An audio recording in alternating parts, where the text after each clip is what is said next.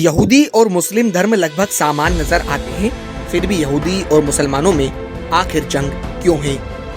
ईसाई धर्म की उत्पत्ति भी यहूदी धर्म से ही हुई है, लेकिन यहूदी, ईसाई और मुसलमानों में फिर भी जंग क्यों जारी है? इन सवालों के जवाब जानने के लिए इस बारे में संक्षिप्त में जानते हैं।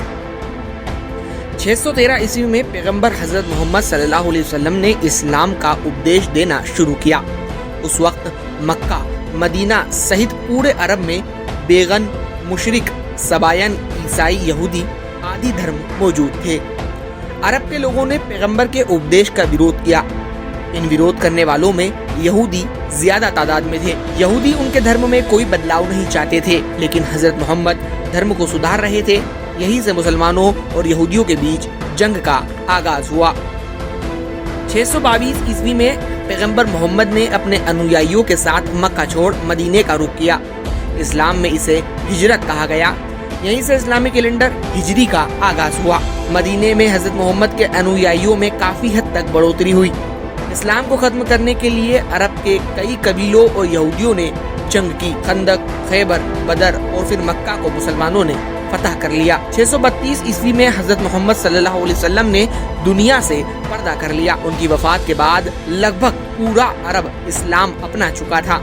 अब यहूदी इसराइल और मिस्र में सिमट कर रह गए थे। 7वीं सदी की शुरुआत में इस्लाम भारत, रशिया और अफ्रीका तक पहुंच गया। मात्र 15 से 25 वर्षों में भारत, अफ्रीका और रशिया के कई इलाकों में इस्लाम फैल गया। 1096 से 99 में ईसाई फौज ने यरूशलेम को तबाह कर ईसाई साम्राज्य की स्थापना की। इसे फर्स्ट क्रूसेड यानी प्रथम धर्म युद्ध कहा जाता है। इस कत्लेआम में मुसलमानों को सोचने पर मजबूर कर दिया। जेंगी के नेतृत्व में मुसलमान दमिश्क में एकजुट हुए। 1144 ईस्वी में दूसरा धर्म युद्ध फ्रांस के राजा लुई और सेल्जुक के सुल्तान नूरुद्दीन के बीच हुआ। इसमें ईसाइयों की हार हुई। इस जीत के बाद लगभग 600 सालों तक कई जगह मुस्लिम शासक रहे। 17वीं सदी की शुरुआत में विश्व के कई बड़े मुल्कों से इस्लामी शासन के खिलाफ आवाज उठना शुरू हो गई। कई जगह मुस्लिम शासक रहे। इसके बाद 17वीं सदी की शुरुआत में विश्व के कई बड़े मुल्कों से इस्लामी शासन के खिलाफ आवाज उठना शुरू हो गई। ये था अंग्रेजों का वो काल जब मुसलमानों से सत्ता छीनी जा रही थी।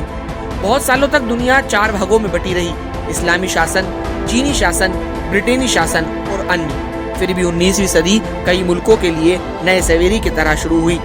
कम्युनिस्ट आंदोलन, आजादी के आंदोलन और सांस्कृतिक संघर्ष चलने लगे। इसके चलते ही 1939 द्वितीय विश्व युद्ध शुरू हुआ, जिसके अंत ने दुनिया के कई मुल्कों को तोड़ दिया और कई नए देशों का जन्म हुआ। दूसरे विश्व युद्ध में उधर जर्मनी में यहूदियों को मारा जा रहा था, तब फलस्तीन ने उन्हें रहने की जगह दी। यहाँ दुनिया भर से यहूदी फिर से इकट्ठा होने लगे। इसके बाद उन्होंने मुसलमानों को वहाँ से खदेड़ना शुरू किया, जिसके विरोध में फलस्तीनी इलाके में यासीर अराफात का उदय हुआ। फिर से एक नई जंग की शुरुआत हुई। यहूदी और मुस्लिम धर्म भले ही जंग में लड़ रहे हों, लेकिन इनमें कई समानता है। इस्लाम ही की तरह यहूदियों में भी एक ईश्वर की परिकल्पना, खतना, बुत परस्ती का विरोध, रोजा, ज़कात, सूदखोरी का विरोध, कयामत, हराम हलाल जैसी सभी बातें मौजूद हैं। इस्लाम की तरह यहूदियों में भी पैगंबर आदम अलैहिस्सलाम, इब्राहिम अलैहिस्सलाम, नूह अलैहिस्सलाम, दाऊद अलैहिस्सलाम, इसाक अलैहिस्सलाम, इस्माइल अलैहिस्सलाम, इलियास अलैहिस्सलाम, सुलेमान अलैहिस्सलाम आदि को ईश्वर का दूत माना जाता है। यरूशलेम में लगभग 1204 सिनेगॉग, 158 गिरजे, 73 मस्जिदें और कई पैगंबरों की प्राचीन कब्रें मौजूद हैं। इसलिए यह शहर यहूदियों, मुसलमानों और ईसाइयों के लिए बहुत महत्व रखता है। यहीं पर तीनों धर्म के धार्मिक स्थल मौजूद हैं और तीनों ही धर्म के लोग इस पर अपना अधिकार चाहते हैं। यरूशलेम के मुस्लिम इलाके में स्थित 35 एकड़ क्षेत्रफल में फैले नोवेल अभ्यारण्य में ही अल अक्सा मस्जिद है, जो मुसलमानों के लिए मदीना और काबे के बाद तीसरा पवित्र स्थान है, क्योंकि इसी स्थान से हजरत मोहम्मद मेराज पर गए थे, जहां पर उन्होंने अल्लाह ताला को देखा था।